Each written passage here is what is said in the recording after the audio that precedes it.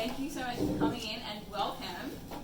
As you all know, over 2 years ago we brought the first smart speaker to Australia, and since then we've launched Mini, Max, Hub, and today we're going to introduce you to our newest member of the family, the Nest family. And as you may know, we integrated all our home hardware offerings in May this year under the Nest brand.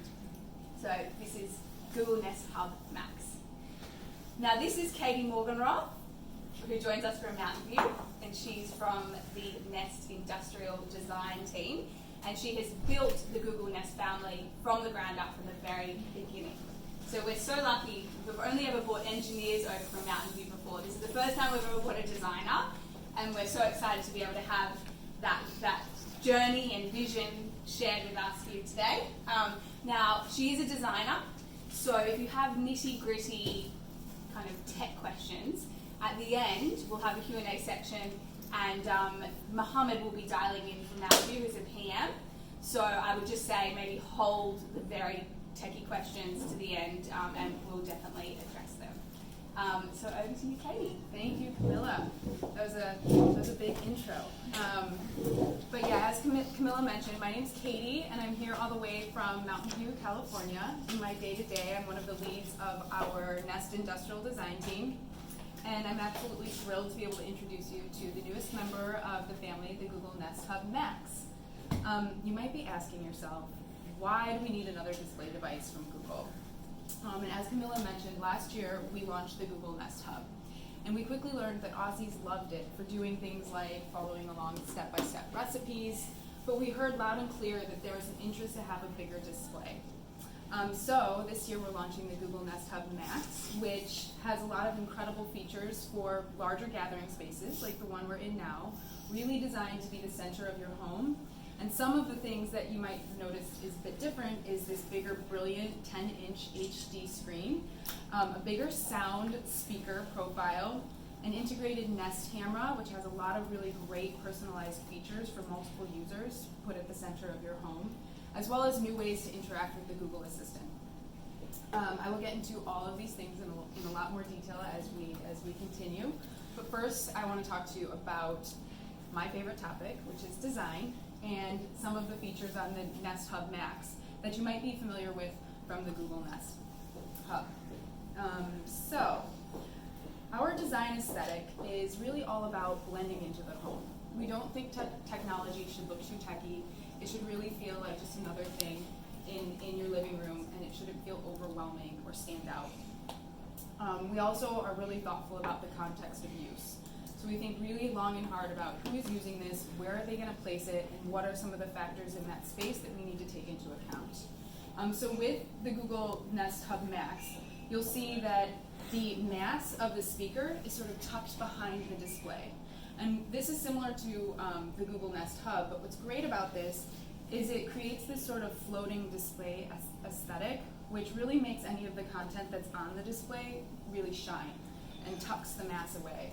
The other thing that's great about this is that it keeps the footprint nice and small, because we know that there's not a lot of space in these busy gathering spaces on kitchen countertops. And it's also really nice if you want to tuck it into a corner, because it's got a nice little compact footprint. We also think a lot about making sure that all of the products that we design are harmonious as a family. So whether you have one device or you have several devices, they should all not be too overwhelming in your space. So I really appreciate the fact that the Google Nest Hub Max has these soft curves and a really sort of unassuming form factor. We also have it coming in the Google Nest Hub Max specifically in two colors. So over here you'll see charcoal, and over here is chalk. And both of them are designed to really blend in beautifully in the kitchen and have textiles on the back that are not only great for acoustics, but they are inspired by the home textiles we see in our houses every day, like couches and pillows and things like that. What else can I tell you? You might notice that there's a difference in scale between these devices. The bigger screen, bigger speakers, and all of these things are really designed to help Max be at the center of the household. So you can see things from a greater distance, for example, and The Nest camera, which we'll get into in a minute, is all about trying to help your family stay more connected, secure, give you peace of mind, and also give you more personalized information from the assistant. So we're at an interesting sort of period in time. We take a lot of photos, but we rarely ever show them to anybody. We don't print them out like we used to, and they stay on our little devices, and they're always just personal to us. But one of the things we launched last year on the Nest Hub, and we heard loud and clear users really liked, was the ability to use it as a digital photo frame. So you'll see actually on the Google Nest Hub Max, what I'm showing here is the backdrop feature. So it shows my photos on the backdrop. And it's just really lovely. You sort of get to relive these memories, and it's just a really delightful experience. This is all possible because of a feature we call Live Albums. And you set this up in the app, and what you would do is go into the app and then select different faces of friends or family that you'd like to see, and it'll automatically send it to the device. So you can use this as backdrop, or you can say, bring up my photos, and it'll show them on the screen. Another really cool feature is these side-by-side images. So using machine learning, Google will take two pictures of somebody that it figures out is the same person and put them side by side. So I really like seeing this when I'm looking at pictures of my sons. It's kind of delightful because you see two different periods in time, and it just makes you smile. Another really great feature of the Google Nest Hub, as well as the Google Nest Hub Max, is just a greater control over your smart home. We have, I think it's approximately 200 different smart home devices in Australia available right now across 50 different brands. So that's a lot, and it can get pretty awkward if you're trying to set up, turn on and off a light and interrupting a conversation, or a phone call comes in and you need to quickly adjust something, or somebody's sleeping. It's just not always appropriate to use your voice. And to go into the phone, you're opening up app after app, and it can get really cumbersome. So a really nice feature is just being able to use this dashboard feature to sort of access all of your smart home devices, so like lights and cameras, smart plugs, etc. And I'll just give you a quick demo of what this looks like. I just pressed the light icon, and I'm just going to turn this on, and our little light turns on. So it's really easy to do this without using your voice. Just to swipe it away, you just do that. You can also use your voice if that is easier. So let's do a quick demo of that as well. Hey Google, show me the front door.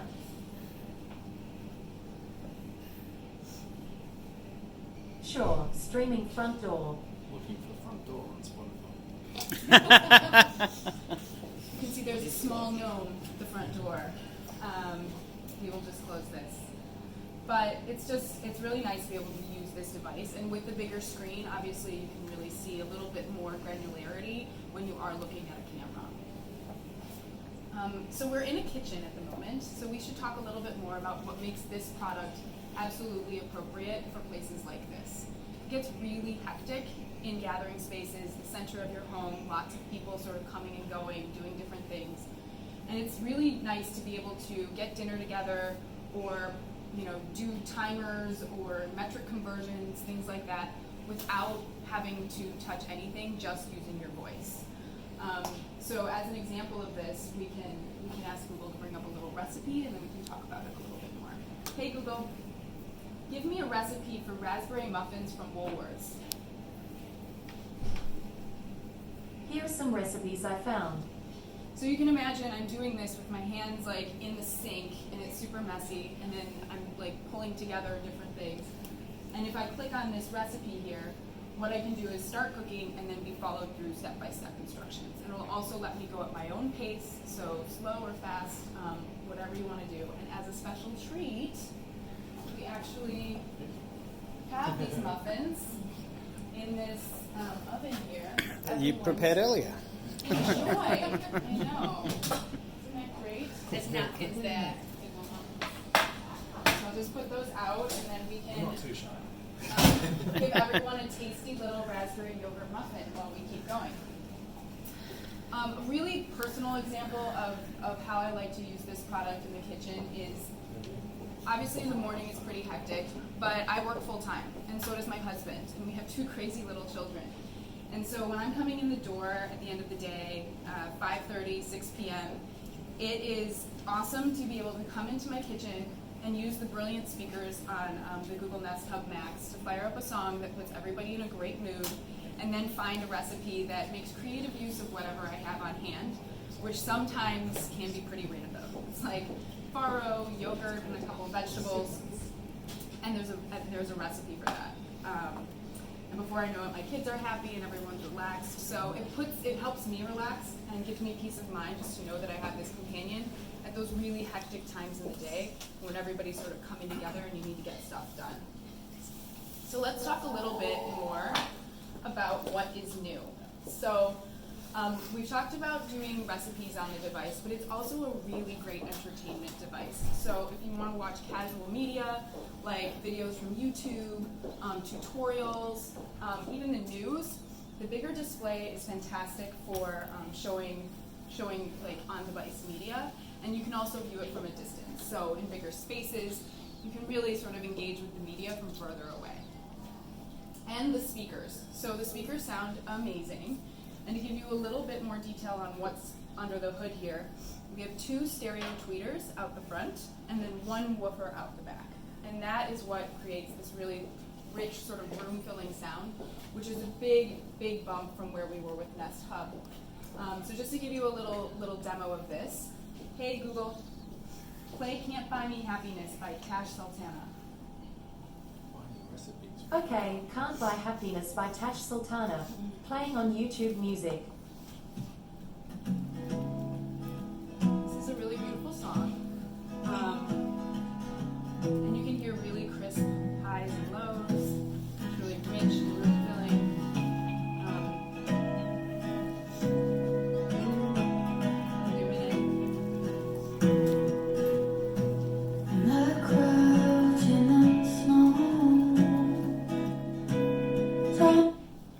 So the music sounds great. And the combination of the bigger display with better speakers really makes this a much more entertainment-centric device and really takes the entertainment qualities of our displays to the next level. Another really cool feature that we're including to help better control your entertainment experience is what we're calling quick gestures. So all you have to do is raise your hand to stop and start songs or media. You can also use this to stop timers. But one of the, it's kind of awkward when you're trying to sort of yell over really loud music to stop a song. And so it's really nice to be able to just use quick gestures to do this. You can be several feet away. Yeah. So it's just that gesture? yeah, it's just this gesture. Thanks, Chris. This is my next question. Get it into your face. So I think we've demoed that one enough.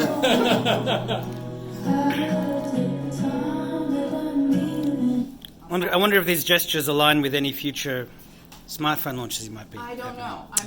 We'll have to wait and see. We'll have to wait and see. But it does. It's just really nice for. It's just sometimes awkward to yell over your music, and so these quick gestures make it a lot more seamless to be able to control start and stop, especially when you have a speaker that sounds as loud and amazing as this one. So this quick gestures feature is enabled because of the really helpful little camera that we've integrated inside of the device.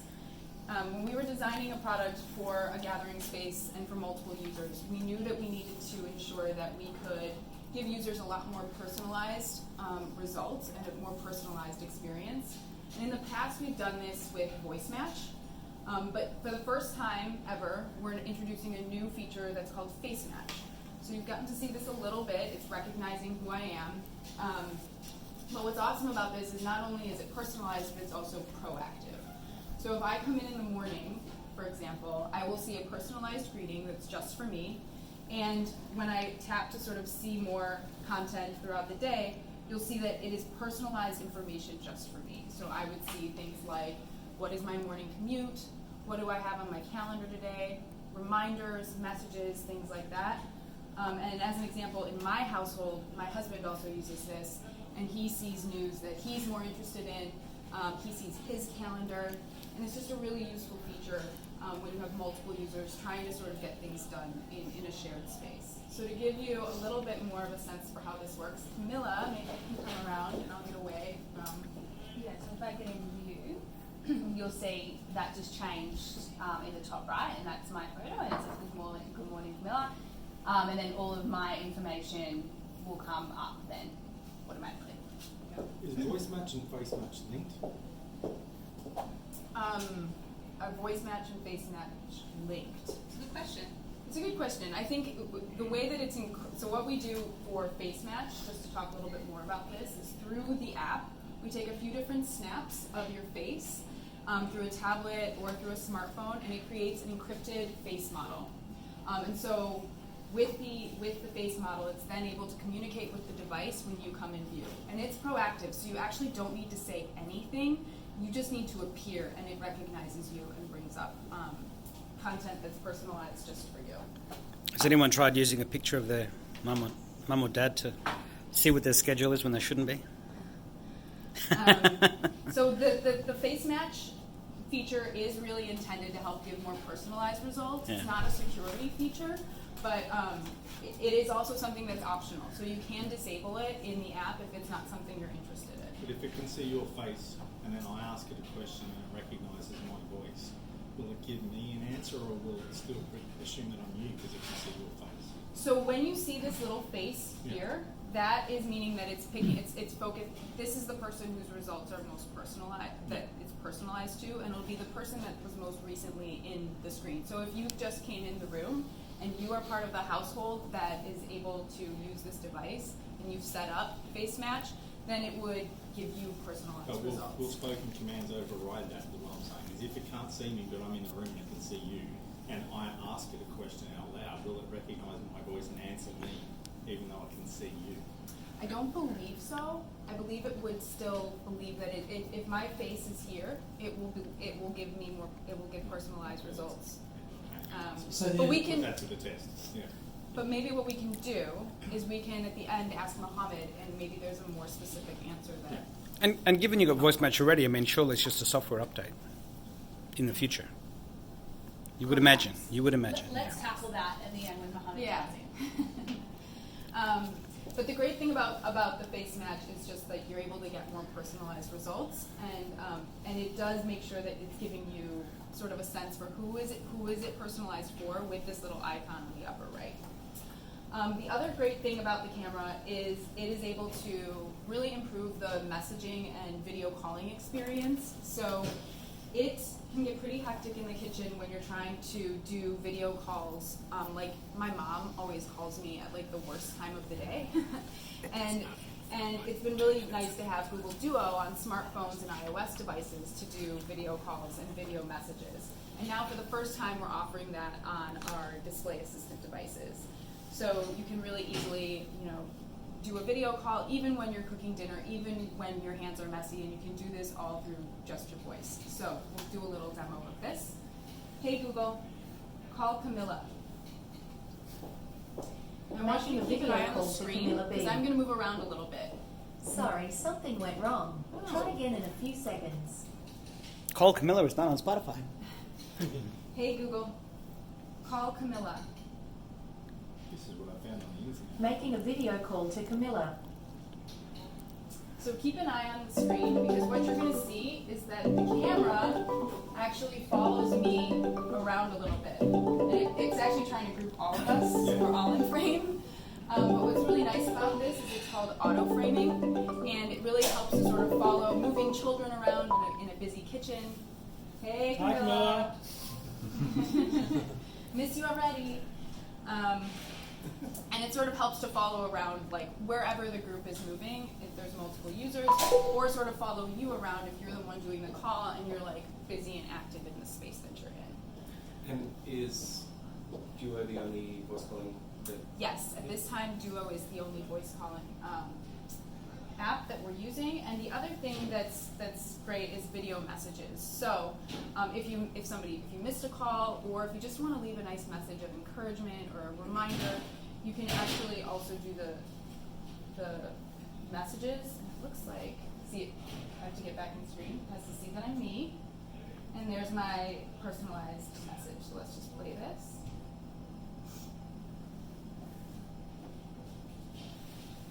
Hey Katie, I just wanted to ask, can I have another muffin? So Hey, really great for just quick little things on your way out the door, or if you're away and you need to remind somebody something, you can send these messages to keep each other on track. Do you always initiate those messages from there, or can you do it remotely? Both, yeah. You can do it remotely and you can do it from here. So if the person's not there, will it become a message? Yes, exactly. If you hang up, you have the option to then record a message. So very similar to how you've interacted with Duo already on a smart device, similar functionality here. Can I have a family Duo account that is just camera? So I think at this time, Yes, that family link. Stay tuned for updates on family. yeah, stay tuned for updates on Family Link, but you can do Duo chats for up to 3 additional people, so 4 total. Yeah. And then another little feature that helps families sort of stay connected with the little day-to-day tasks that we all have to do is assignable reminders. So we launched this last month, and this is also available on our display devices. But it's really common that you're having to coordinate who's picking up the dry cleaning, or reminding one another that it's midnight, or just grocery shopping, things like that. So we can leave each other assignable reminders specific to a user on our display devices. And then last but not least, our camera feature, while it does so many things, it's great for keeping families connected, it's also a security camera. So this camera is supported by Nest Aware subscriptions, and it also gives you like really great peace of mind if you're away from home and you just want to check in to make sure the dog hasn't jumped on the countertop, or just see that everything's sort of as it should be. We're really careful about making sure that the LED here is giving you a really clear understanding of what state the camera is in. So if the camera is boarding, you will see it always green. Always it will be green.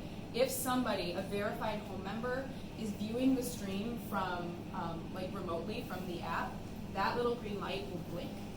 So you will know that somebody is viewing this remotely.